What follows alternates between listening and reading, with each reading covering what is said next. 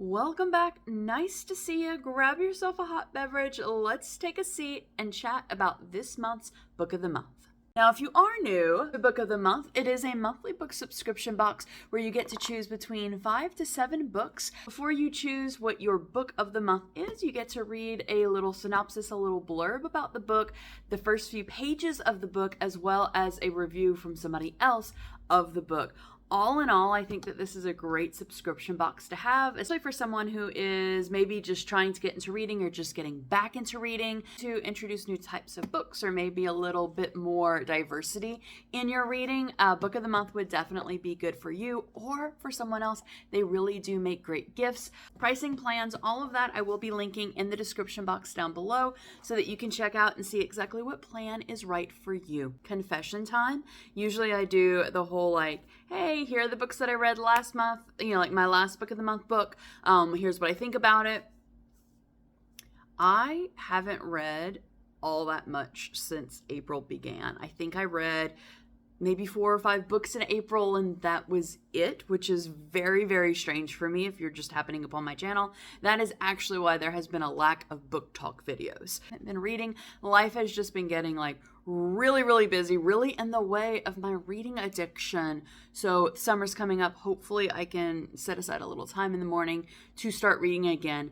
But I did not read my April book at all. I'm looking at it now. It's sitting on my dining room table where I put it after I filmed that short unboxing. It has not moved. So that hasn't been read. And then my 3 February books, my 1 book and add-ons that I got, the 2 add-ons, I read 1 of them. So I guess I can give you a little mini review. So I did read oh my God, what's it called? And I don't have the book with me. The Secret London Seance Society, the London Seance Society, that one. If you want to know what that video is all about, I'll link it up in the cards and down below in the comments, my last unboxing. The same author who wrote The Lost Apothecary. And so I really enjoyed The Lost Apothecary as well. London Seance Society was told in a dual timeline, or same timeline-ish, but dual perspective of one of our main characters and then another one of the characters, not necessarily a main character, but he does play a really big part in the book. As you know, I really do enjoy a multiple perspective sort of book. And yeah, I did like the book. It was really, really good, and then it took a strange turn, it was a strange twist about, at the very, last quarter of the book, I want to say, and I didn't really like the strange twist that it took, but it's okay. I mean, overall, the book was all right. I think I rated it either a 3 or 4 stars on Goodreads and on Book of the Month, because you can go and review your books after you've read them. I just gave it a smiley face, I liked it. I didn't love it, but I liked it. It's right here, and this was actually my choice for February. So I am currently reading The Adventures of Amina Al-Savari, which is a really good book so far. I'm hooked. I'm going to say maybe about 40, 50 pages in, and it's really good. I also have, it's currently in my car. I've been taking it to doctor appointments. My other add-on, which was Lone Women, and good. So far, so good. So all in all, what I've read, I really did like the books from 2 months ago that I picked.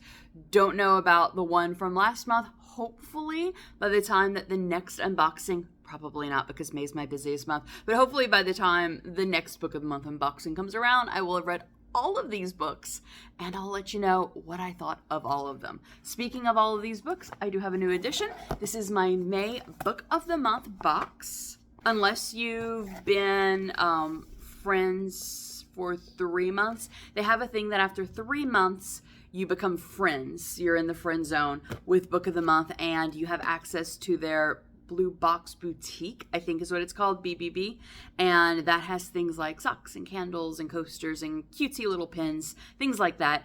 And then your add-ons drop down to $10.99, $9.99, $10.99. I think it's $10.99 a month. Totally came unprepared. I've been doing these unboxings for well over 2 years now. You think I would know. But you get that, and then at the end of 12 months, you become BFFs with Book of the Month. But I got this time was a book Also get a themed bookmark. Usually they're like really punny, cutie things, but this one is sort of like a little brag unto themselves. So here's to 100 months of the best new books. And so it's been 100 months since Book of the Month rebranded. If you did not know, Book of the Month is the oldest book subscription box, or probably subscription period, or like subscription plan. It started in the early 1900s, and it was, if I'm not mistaken, so I think it was the sort of thing that you were sent the book, and if you didn't like the book, you sent it back. But if you did like it and you kept it, they charged you for it. I think that's how it worked out. Book of the Month decided to rebrand themselves apparently 100 months ago.